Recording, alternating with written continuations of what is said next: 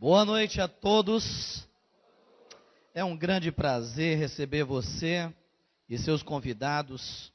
É um grande prazer receber os visitantes hoje à noite aqui.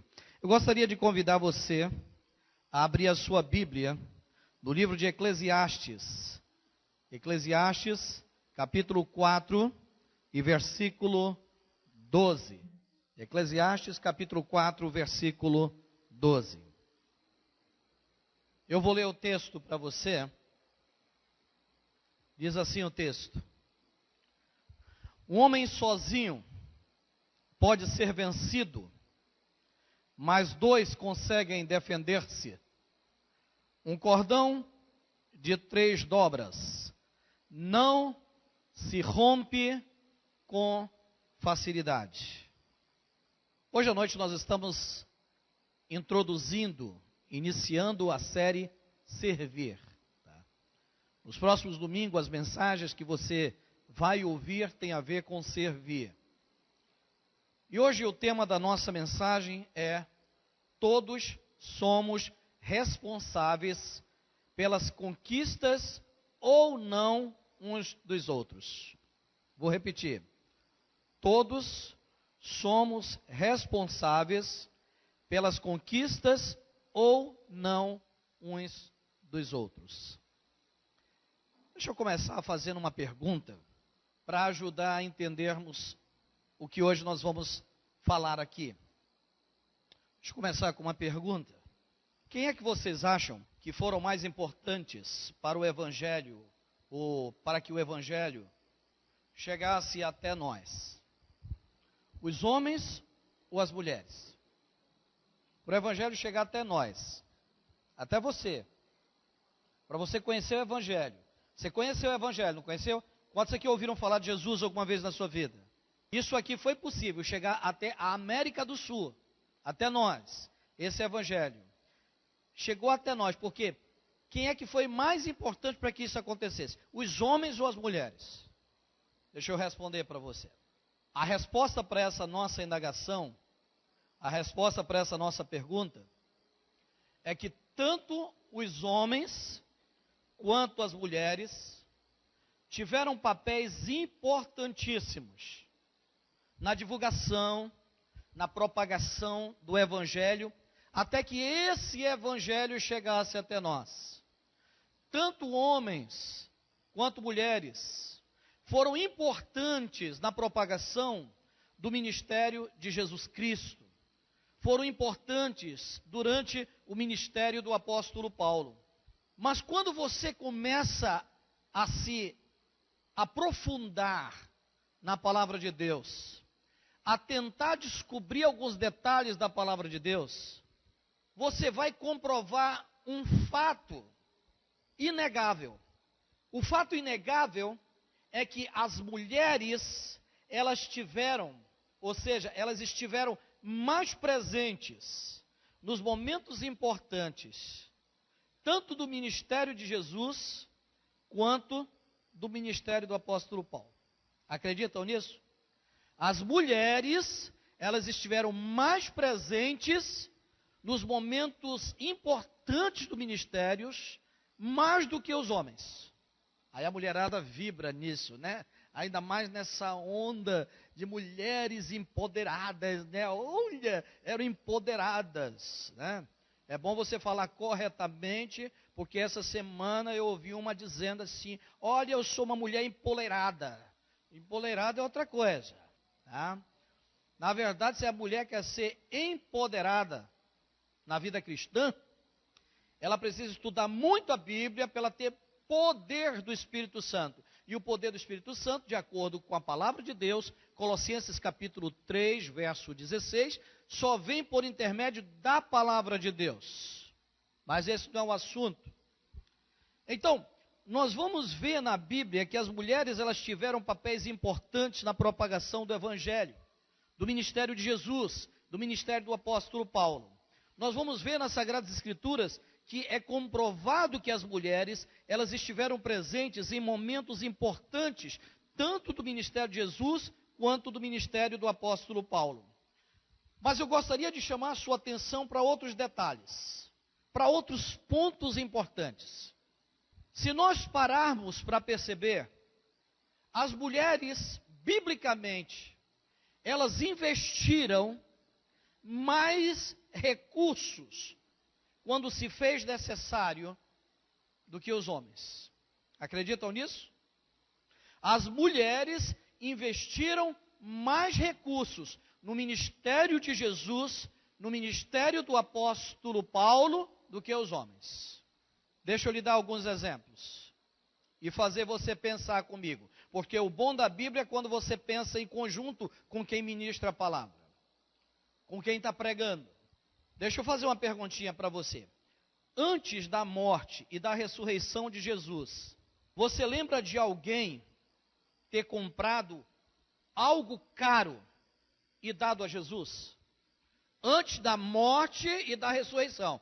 Porque de repente você vai dizer assim, para eu ser mais claro, você lembra de algum homem ter comprado algo caro e dado a Jesus? Se alguém disser, José de Arimateia. José de Arimateia comprou um campo para que Jesus, comprou a sepultura para que Jesus fosse sepultado depois da morte.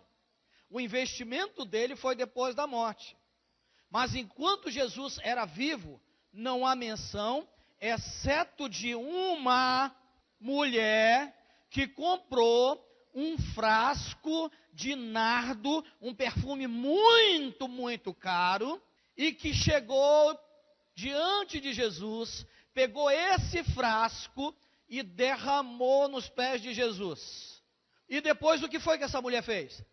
Enxugou com os cabelos dela. E o que foi que a macharada fez? Quanto dinheiro desperdiçado, meu Deus do céu. Reação de macho. O que essa mulher está fazendo, meu Deus do céu? Olha o desperdício que essa mulher está fazendo, meu Deus do céu. Sabe por quê? Porque mulher tem um outro olhar, tem uma outra forma de ver onde ela está investindo o dinheiro dela. Às vezes o homem pensa que ela está investindo uma coisa cara, mas na verdade ela está investindo nos sentimentos dela. Essa mulher estava investindo no sentimento dela. Essa mulher estava investindo na relação dela com Jesus. Ela estava mostrando para Jesus o quanto ele era importante para ela, e ela queria demonstrar de alguma maneira esse sentimento que ela sentia por Jesus. Nenhum homem teve essa atitude. Deixa eu fazer uma outra pergunta para você. Você lembra de algum homem que abriu mão da sua noite de sono para acordar de madrugada e ir ao cemitério, ir a um sepulcro, confirmar se o corpo de Jesus estava lá? Teve algum? Quem foi que foi? Mateus capítulo 28. Duas Marias foram lá, acordaram de madrugada. Isso significa que elas passaram a noite toda pensando em quem? E o que os homens estavam fazendo? A mulherada não tem dó, você estava dormindo. Está vendo? Não tem pena, não tem dó, dormindo.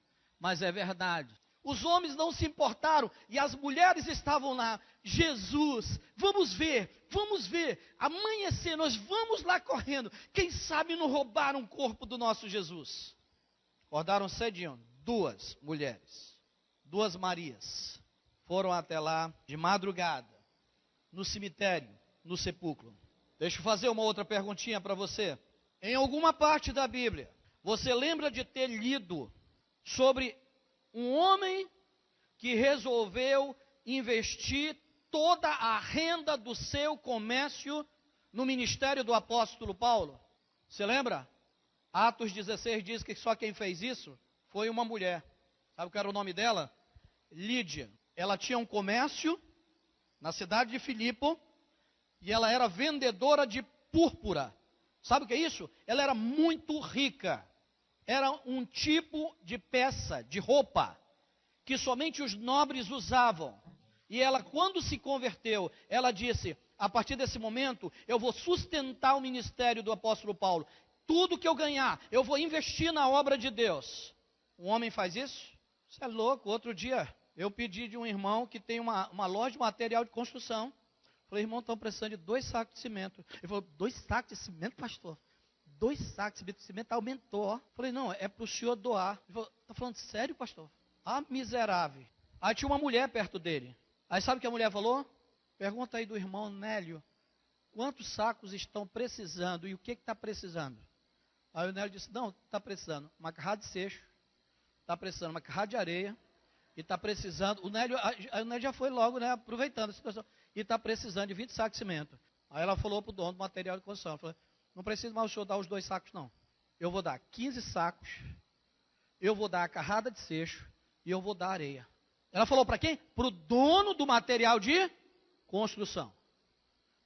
Crente, membro da igreja e homem miserável. E não sabe porque no outro dia o ladrão entrou lá e saqueou a loja dele. Aí ele perguntou, gente, vocês sabem se não foi algum irmão da igreja não, passou por aqui? Uma mulher chamada Lídia, vendedora de púrpura, de um comércio, de uma roupa nobre, ela disse, eu vou investir no ministério do apóstolo Paulo.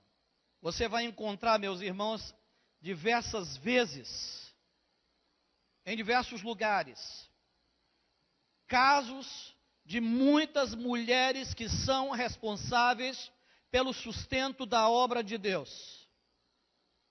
Eu já fui em várias igrejas, que essas igrejas se mantêm graças ao sustento das mulheres e às orações dessas mulheres. E eu pergunto, cadê os homens dessa igreja?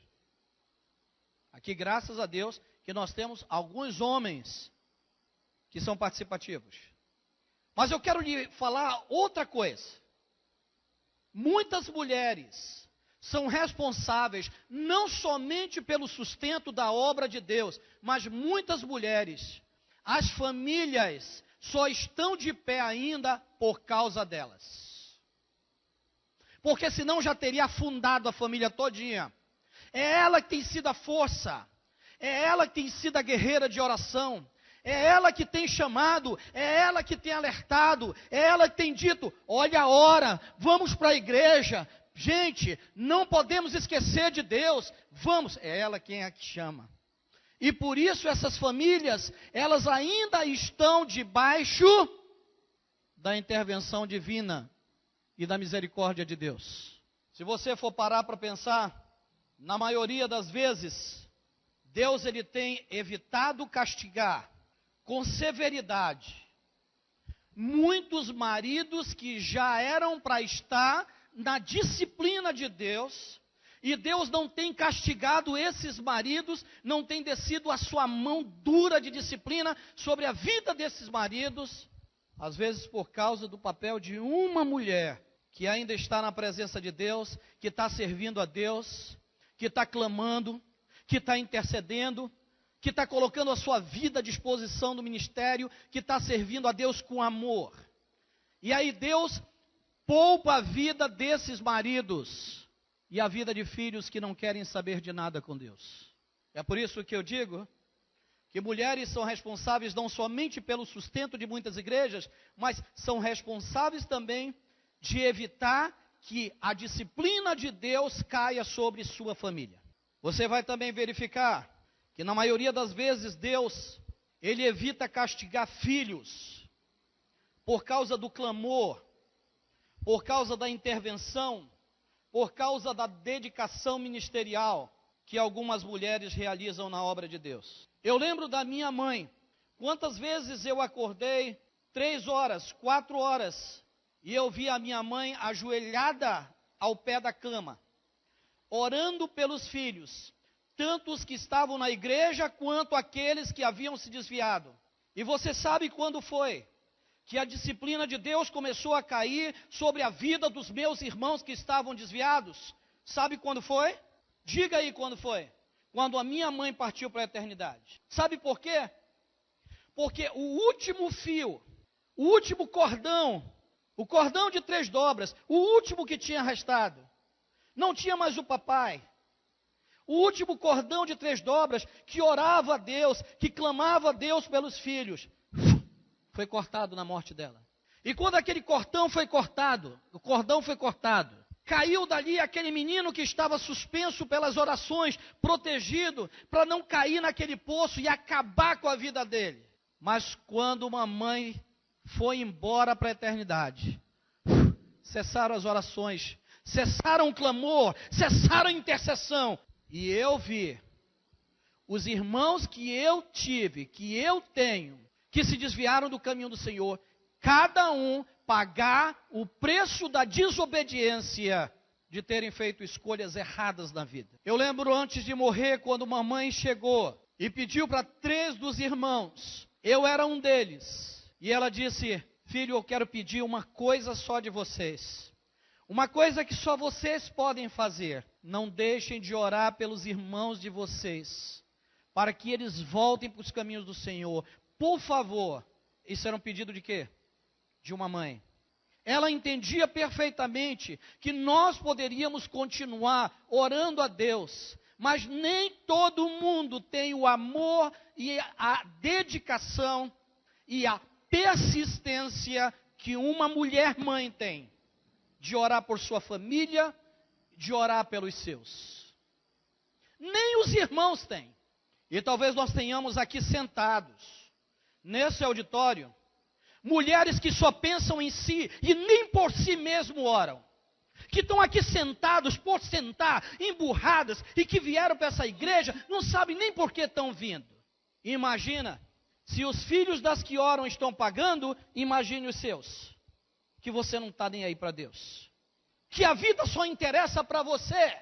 Que você só pensa na sua faculdade. Que você só pensa na sua beleza e na sua unha. Que você não pode bater. Deus, ele evita castigar filhos por causa do clamor, da intercessão, da dedicação ministerial de algumas mulheres que realizam a obra de Deus com amor. Se você não está fazendo isso, repense o que você está fazendo na vida. Porque uma coisa que Deus nos dá é o privilégio da misericórdia.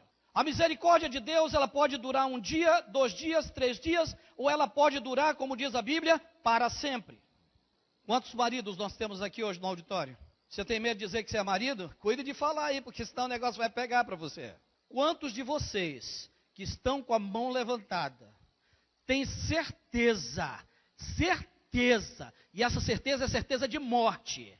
Você tem certeza que sua mulher ora por você todos os dias para Deus livrar você sem cessar nem um dia. Se você não tem certeza, baixe sua mão. Baixe sua mão. Restaram alguns sobreviventes. Agora vocês baixem a mão, por favor. Agora eu vou fazer uma perguntinha para você. Olha para ela, está do seu lado? Olha para essa mulher. Essa que você disse que você tem certeza. Olha para ela. Fala para ela assim: obrigado porque você ora por mim. Se a gratidão for muito, dê um beijo nela. Sabe por quê? Porque você só está vivo graças à oração dela. Senão, você era um defunto e essa mulher que está aí do seu lado já tinha outro. O que seria de alguns maridos se suas esposas resolvessem abandonar a obra de Deus, parar de orar pelos maridos? O que seria desses maridos? O que seria desses maridos se suas esposas fizessem o que alguns de vocês, maridos, fizeram com a obra de Deus? Abandonaram a obra de Deus. O que seria de vocês se elas fizessem a mesma coisa? O que seria de cada um de nós se nossas mulheres dissessem: a partir de agora, já que você não quer saber da obra de Deus, eu também não vou querer saber da obra de Deus? Sabe o que significa isso? Não haveria mais cordão de 3 dobras, não haveria nenhum cordão. E todos nós cairíamos direto nas mãos de Deus. Sabe o que diz Hebreus capítulo 10, versículo 31? Você sabe o que diz? Horrível coisa é cair nas mãos de um Deus vivo. É isso que diz a Bíblia. Mas eu quero também falar com os homens, filhos, com os filhos. O que seria de alguns filhos que se desviaram do caminho do Senhor, que não estão nem aí para Deus, que não servem nada na igreja, não servem nem em casa e nem na igreja? O que seria de você se sua mãe parasse de interceder por você? O que seria de você se sua mãe parasse de orar por você? O que seria de você se a sua mãe desistisse de você? A resposta é bem simples. Eu terminei de falar de Hebreus capítulo 10, verso 31. A resposta é que todos nós, se isso acontecesse, nós estaríamos entregues à disciplina de Deus. E nós saberíamos exatamente o que significa cair nas mãos de um Deus vivo. Muitas famílias estão caindo nas mãos de um Deus vivo, sabe por quê? Você pergunta, eu não sei porque tanta coisa dá errado na minha vida. É porque provavelmente você já está caindo nas mãos de um Deus vivo. O Antigo Testamento nos mostra a imagem de uma mulher chamada Débora. Débora é uma juíza, a primeira juíza de Israel. Por que é que essa mulher aparece no contexto histórico de Israel? Essa mulher aparece no contexto histórico de Israel porque um homem chamado Baraque, a quem Deus tinha atribuído responsabilidade para cuidar da nação, esse homem se acovarda. E esse homem abre mão da responsabilidade que Deus havia dado para ele. E Deus constitui uma mulher no meio do povo de Israel que assume para si essa responsabilidade. E ela diz, eu vou cuidar daquilo que Baraque abriu mão. Eu vou lutar contra Sísera. E hoje na história, quando você ouve falar dos juízes, o nome de Débora sobressai ao nome de Baraque.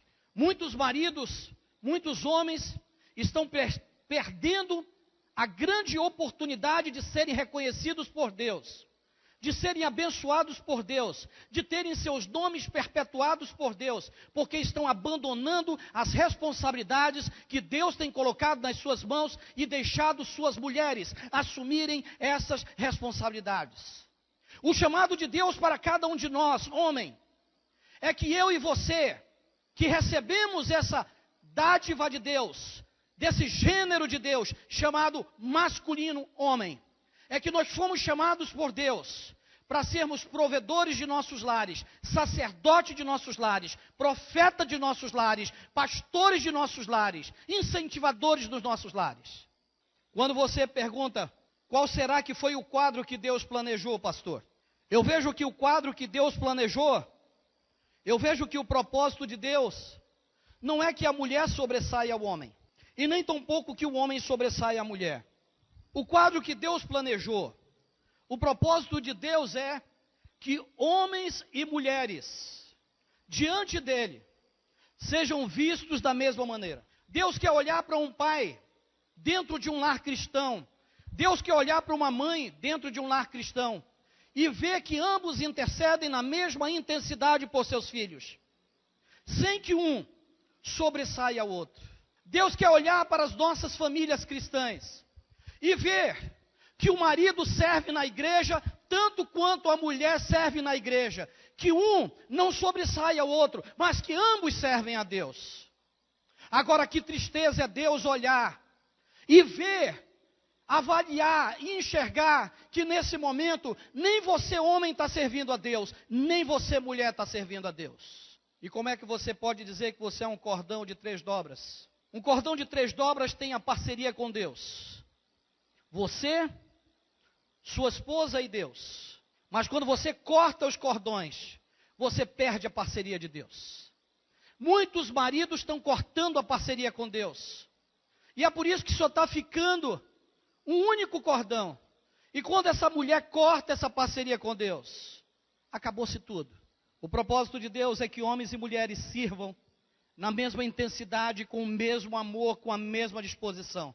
O propósito de Deus é que homens e mulheres sejam capazes de assumir responsabilidades e sejam capazes de chegar a uma reta final e ouvir de Deus palavras de honra. Que palavras de honra é essa?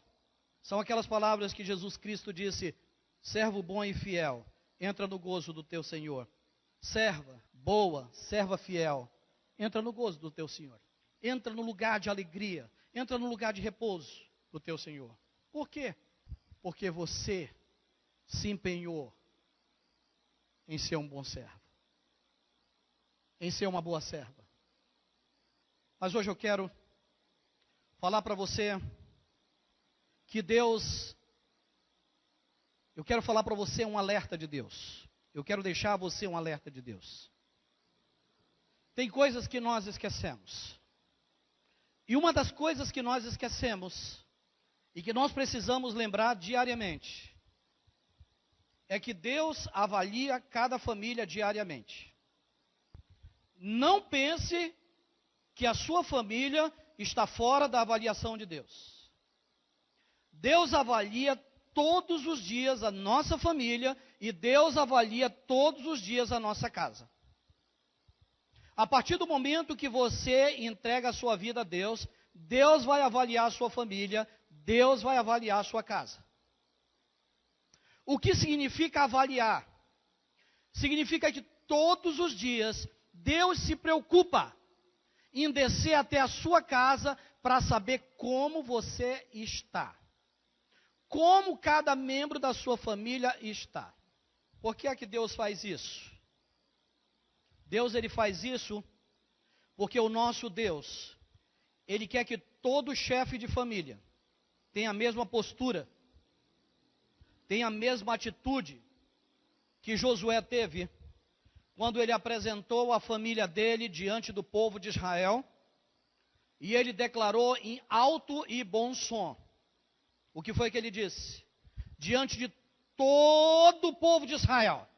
Você sabe o que ele disse? Eu e a minha casa serviremos ao Senhor. Olha o que ele fez. Ele disse: eu e todos aqueles que estão dentro da minha família, dentro da minha casa, quem estiver dentro da minha casa, saiba que eu vou me preocupar com a vida espiritual de cada um. E que todos aqueles que são da minha família, é minha responsabilidade fazer com que eles sirvam ao Senhor. E eu estou dizendo para vocês, eu e a minha casa serviremos ao Senhor. Que postura foi essa? Foi uma postura de chefe de casa. Você diz, mas se eu chegar falando isso lá na minha casa, é arriscado a minha mulher me colocar para fora. Fala para Deus. Fala para Deus. Deus tem uma mulher que não aceita isso aqui na minha vida. Ela não quer que eu tome essa postura de te servir. Talvez você tenha uma surpresa. Talvez você fique viúvo. Ela pensa que é você que está perto de bater as botas. E de repente você... Ela partiu para a eternidade. Quando você atrapalha a vida do seu marido, você vai embora. Quando o seu marido quer servir a Deus e você não quer, é muito provável que você vá primeiro que ele. Amém? Fala alto. Fala alto. Ainda teve algumas aí que falaram aí. É doido, né? Agora elas estão dizendo, diz amém, diz amém, diz amém. Gente, isso é muito importante. Eu quero chamar a sua atenção para esse detalhe. Quem aqui mora sozinho? É solteiro? Você mora sozinho? Tá bom. Agora, escuta o que eu vou falar. Você sabe quem é responsável por você diante de Deus? Sabe quem é, Tati? É você mesma. Você não tem família. Você não tem marido. Então você não tem um marido para orar por ele e para pegar no pé dele e dizer, olha meu marido, você sabe, procura realmente estar fazendo as coisas corretas. Por quê? Porque se você brincar com Deus, as consequências vão cair sobre mim. Sabe por quê? Porque as consequências você traz para dentro de casa. Quem mora na sua casa, quem está dentro da sua casa e está vivendo uma vida errada diante de Deus, quando ele entra na sua casa, ele traz para dentro da sua casa todas as consequências do pecado dele. Entendeu? É por isso que você tem que ter cuidado, irmãzinha, que diz que você tem um coração. Eu tenho um coração igual do Fagner. Tenho um coração. Vá nesse coração do Fagner para você ver. Eu gosto de... Eu sei porque eu vejo alguém na rua, eu levo para dentro de casa, eu acolho. Antes de acolher alguém dentro de casa, procure saber por que essa pessoa está pedindo acolhida a você. Pode ser uma pessoa rebelde, que saiu por uma briga com o seu pastor, que saiu por uma briga com a mãe, com o pai, uma pessoa rebelde, e ela entra na sua casa, trazendo para dentro da sua casa, todo o pecado dela. E diante de Deus, Deus crê que você está compactuando com aquilo. E você vai sofrer todas as consequências dela. Entendeu bem? Pastor Dante, semana passada, falou sobre a parábola do bom samaritano. O bom samaritano foi bom? Fala para mim, o bom samaritano foi bom? Seria muita burrice nossa dizer que o bom samaritano não foi bom, se a própria Bíblia diz que a parábola é do bom samaritano. Mas deixa eu fazer uma perguntinha para você. Aquele homem ferido, que ele não sabia por que estava jogado na estrada, ele pegou aquele homem e ele levou para a casa dele? Não. Para onde ele levou aquele homem? Número 1, ele levou para o hospital. Está escrito lá na Bíblia. Ele levou para o hospital. Está escrito ou não está?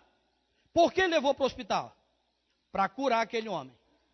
Depois, quando ele chegou no hospital, ele disse: olha, quando esse homem for curado, eu vou pagar para ele ficar numa hospedagem. Ele não vai ficar nem dentro de casa, ele vai ficar numa hospedagem. Está vendo? Ele não vai ficar na minha casa, ele vai ficar numa hospedagem. Quando ele ficar bom, ele vai embora. Porque muita gente que você colocar para dentro da sua casa, vai ficar na sua casa para sempre, vai criar raiz na sua casa, e você não vai conseguir se livrar dessa pessoa, que é uma fonte de preguiça dentro da sua casa. Que é uma pessoa rebelde dentro da sua casa. E que é uma pessoa que vai trazer para dentro da sua casa toda a manifestação de Deus, porque você está acolhendo alguém rebelde.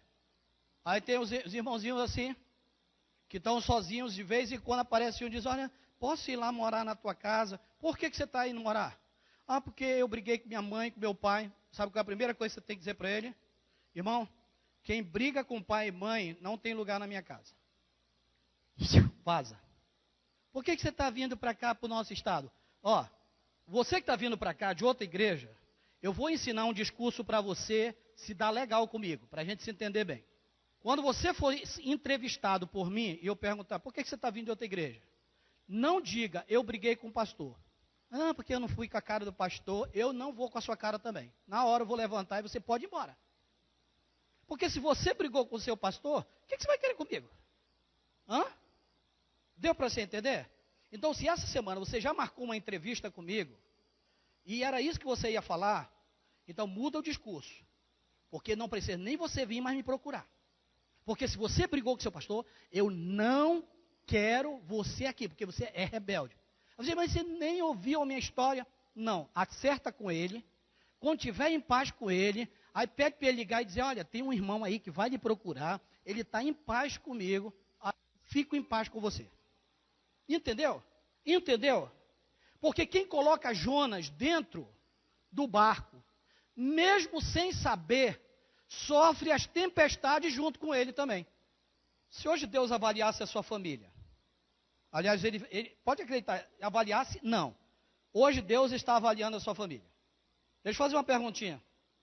Ele vai encontrar hoje, na avaliação dele, eu vou até pedir para o anjo da morte passar lá, aliás, o anjo da morte não, o anjo de Deus passar, hoje, anjo da morte, que eu estou lá em Êxodo, para ele passar e avaliar se tem um marido servindo.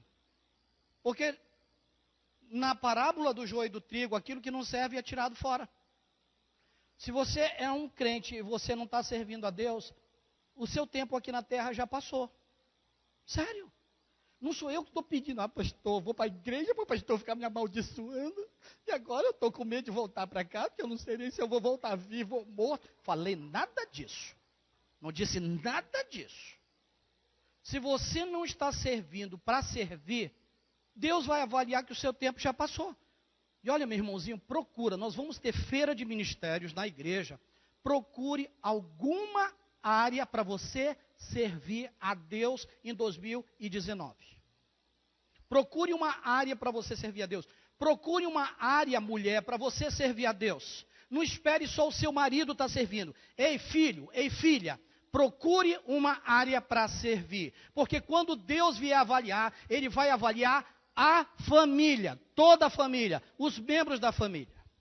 Deus vai avaliar o marido, Deus vai avaliar a mulher. Deus vai avaliar os filhos. Por que Deus vai fazer isso? Porque uma família, uma casa, é como um carro. Uma família, sua casa, é como um carro. Quantos pneus eu tenho aqui na frente? 4.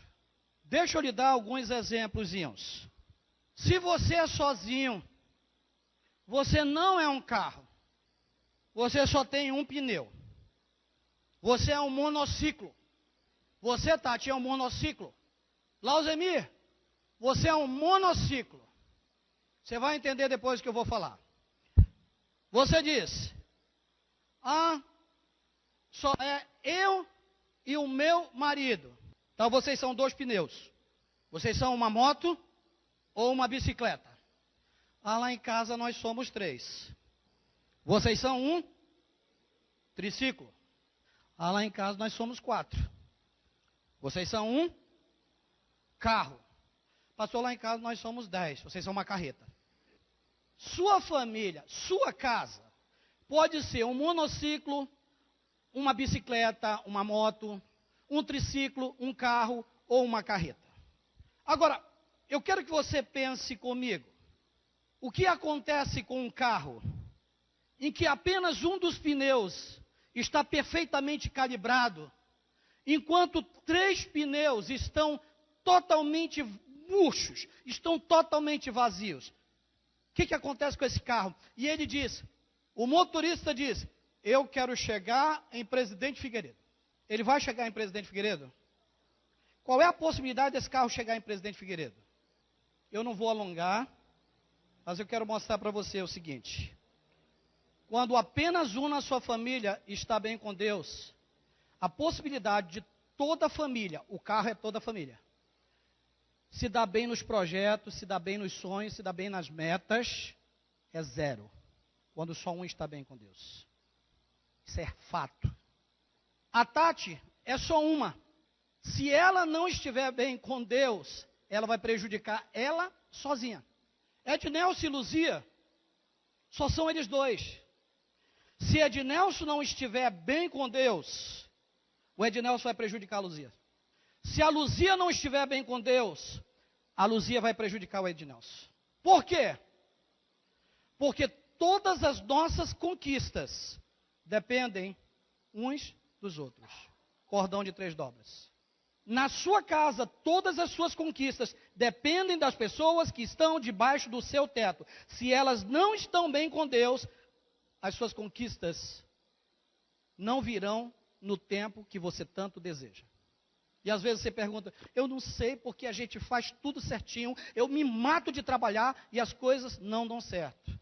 É porque tem alguém que está arrastando a família com apenas uma roda.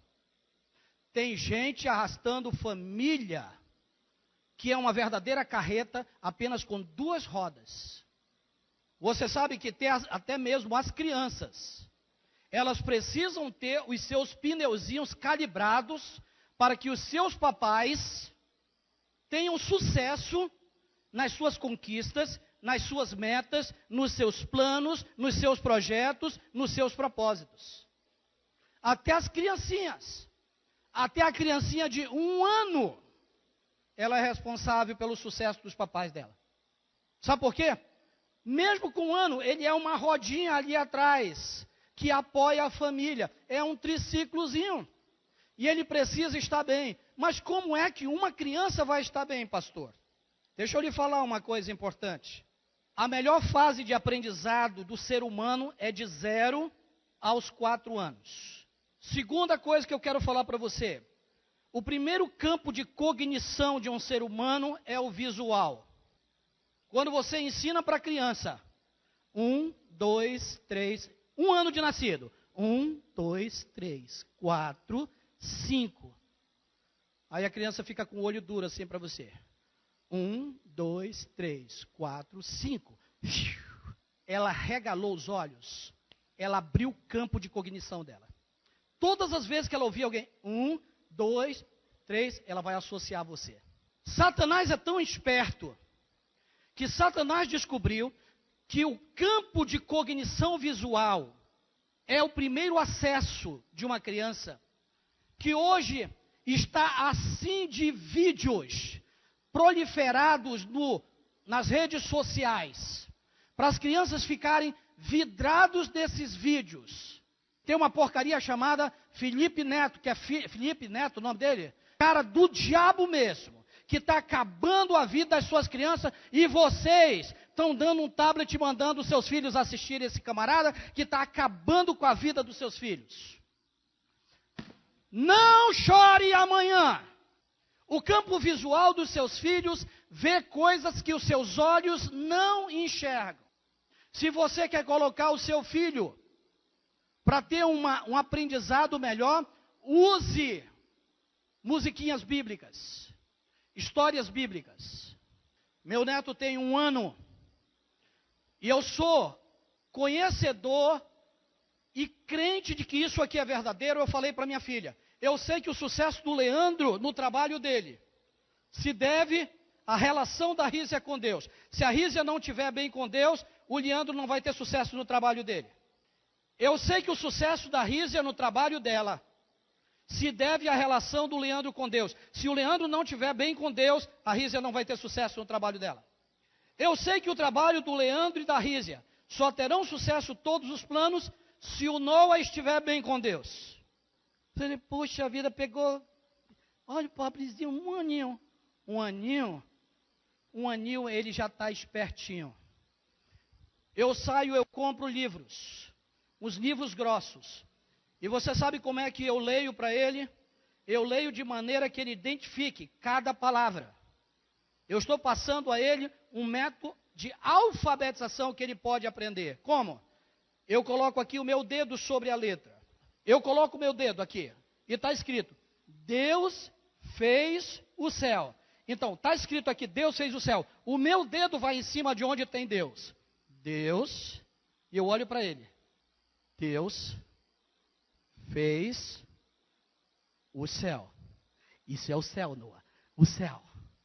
Deus fez o céu. Quando meu neto entra aqui na igreja, alguns já observaram, a primeira coisa que ele faz, o que é? Ele levanta a mão. Você está entendendo como ele está captando as coisas? Sabe o que eu estou fazendo? Eu estou saturando a mente dele de coisas boas. Saturando a mente dele. Por quê?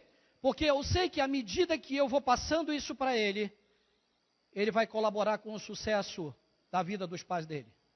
Agora você não pode pegar uma criança dessa que tem 1 ano de idade e colocar essa criança 10 minutos. Para, repete comigo. Não é assim.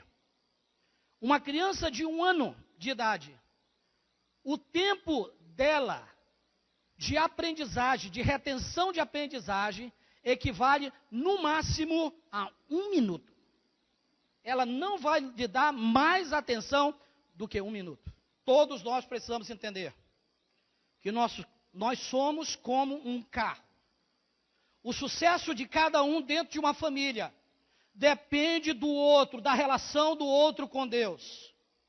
É por isso que Josué entendia perfeitamente quando ele disse, eu e a minha casa serviremos o Senhor. Ele estava dizendo, não há conquista de terra prometida se a minha família todinha não estiver envolvida. Eu vou lhe dizer uma coisa, seu Anderson.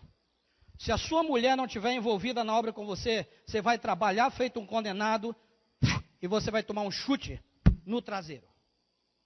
Se você também não estiver, o Anderson não estiver bem com Deus, e você é responsável de pegar no pé dele, Anderson, como é que está com Deus? Olha, nós precisamos, já meditou.